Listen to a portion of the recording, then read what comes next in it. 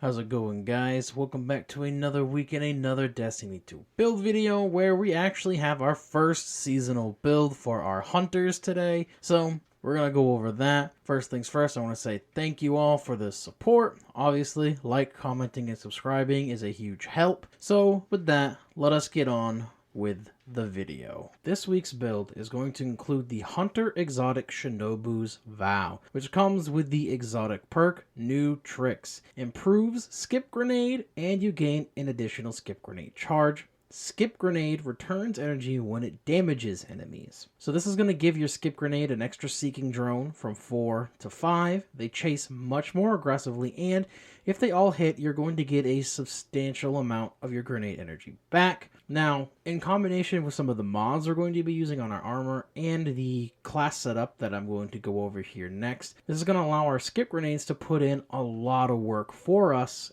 and they're going to allow us to do some pretty cool things with our weapons as well. So let's go over our class setup right now. The first thing that we're going to look at with our class setup is Flow State. Defeating a jolted target makes you amplified. While you are amplified, your dodge recharges more quickly, you are more resilient while dodging, and your reload speed is greatly increased. We will easily jolt targets with a fragment that we have, which means we can easily become amplified to take advantage of the resistance and quicker dodge. And with another fragment that we're going to include with this build, it's going to come in handy with helping deal with larger groups of ads in higher end content. The second thing we're going to look at is Lethal Current. After dodging, your next melee attack has increased lunge range, jolts the target, and creates a damaging aftershock. Damaging any jolted target with melee attacks also blinds them. We really took this to have the additional slots for fragments, but of course Tempest Strike also has two.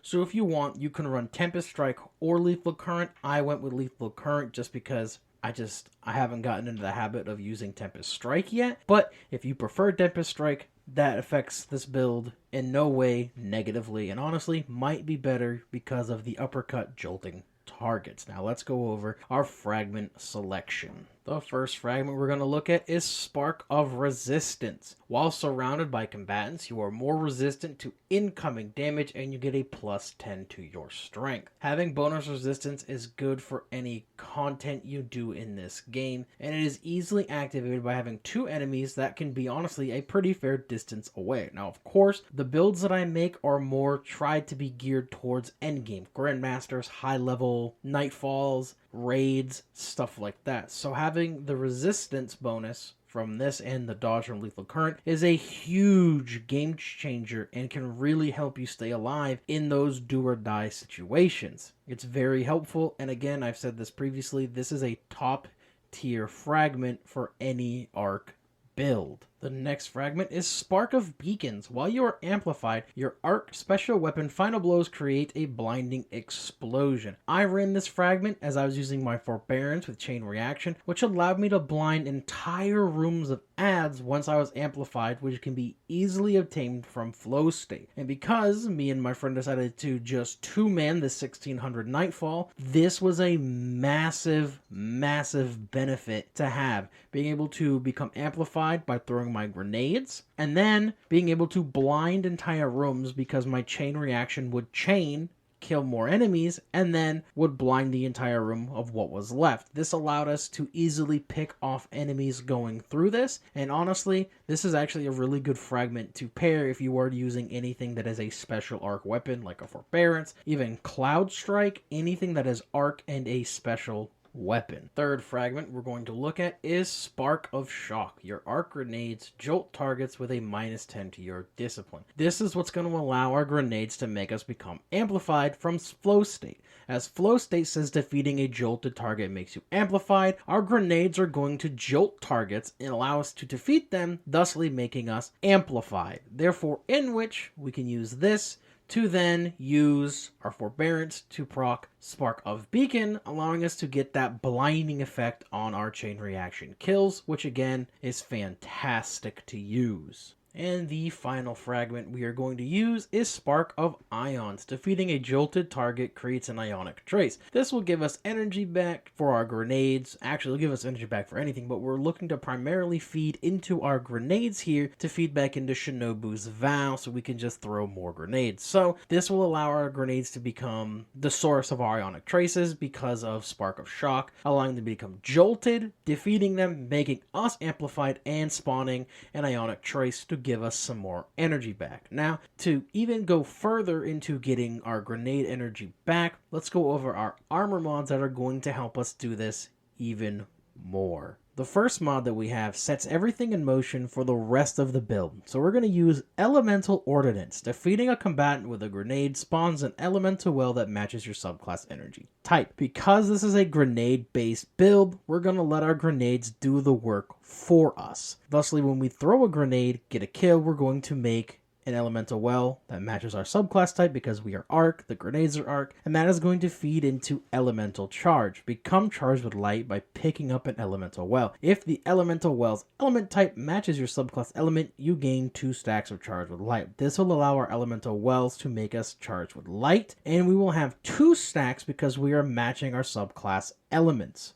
To spend these stacks of charge with light, we are going to use the mod Firepower. While charged with light, regain a portion of your grenade energy when you use your grenade, consuming 1 stack of charge with light. This mod is going to allow us to get more grenade energy back when we throw our grenade. Now, unlike grenade kickstart, you do not have to use your entire grenade energy. Therefore, this allows Firepower to work by just throwing a grenade, which works really good with this build because if we get full between picking up ionic traces, elemental wells, and Firepower, because of Shinobu's vow, the extra charge is going to just go into our second grenade, which is going to allow us to have our next grenade back a lot faster than if we weren't using Shinobu's vow. The final mod in this build is Seeking Wells. Elemental wells you create will move across ground towards nearby players. There is no need to die for your elemental wells. I say this every time I put Seeking Wells in a build, and yet I still see people on my fire teams dying for an elemental well. They get the ooh shiny brain, they die for it, and they die. Now, if you don't have that problem, you can run things like Bountiful Well to double down on elemental well creation. Now, some seasonal artifact mods that are extremely helpful in this build are things like Lightning Strikes Twice. After throwing an arc grenade, gain increased grenade recharge for a short time. Arc Final Blows extend the duration of this benefit. This will help top off any energy you may be missing after you throw your grenades, from either picking up the wells, the traces, or Firepower. If there's anything left over, this will help top you off. And like I mentioned earlier, since you have 2 charges, all that extra energy is just going to go into that second grenade charge. So there's nothing to be wasted here. The other mod that's going to be really helpful here is Surge Detonators. Arc grenades disrupt combatants, stunning them, delaying ability regeneration, and lowering combatant damage output. This is used to stun overload champions, and because our skip grenades track, you're pretty much guaranteed to stun the overload. So that works really well because overloads are really annoying. And because my cloak had artifice, I also ran bad amplitude. Damaging a champion with an arc ability causes the champion to become jolted. This is not needed whatsoever, and it is very overkill for the whole jolted thing. I just put this in here because, quite frankly, I hate having empty mod slots. So let's go over some weapon recommendations for this build that will pair with it nicely. Now, for this build, and in the video you see, I obviously ran Wish Ender, Forbearance, and a Storm Chaser. But the cool thing about this build is you can run whatever you want for weapons. All you need to do is keep in mind what you have for a seasonal artifact for your champ mod. So this season, you can run auto rifles, scout rifles, and sniper rifles for anti-barrier, which is really good because there are really good options for those, especially snipers. You have bows and machine guns for overload. I'm not going to use them too much because, quite frankly, if I'm running arc 9 times out of 10, I'm going to be running surge detonators. And finally, we have pulse rifles and shotguns for unstoppable. I don't know how useful the shotgun's going to be, but pulse rifle is going to be extremely helpful. And I believe there is the solar melee stuns unstoppable champion, so you could use that if you're a bonk Titan, And of course, whatever weapons have champion stunning abilities included with their exotic perks. Like for example, Wishender now has anti-barrier and it works really good. Basically, it is just a primary arbalist. It one-taps the barriers, at least on 1600, and honestly I found it to be pretty fun to use. Now that is the end of the video. I know I mentioned PvP videos, but PvP absolutely beat the snot out of me this week, so I had no energy to go in there and make a build video for it. We're going to try to get some out before the end of the season because I really want to try dabbling in the PvP side of this game for build crafting. But with that being said, I hope everybody has a good week, and I hope everybody gets the loot that they want. So I'll see you all next week for a Titan or Warlock, I'm not sure. Either way, I'll see you all next week for the next video.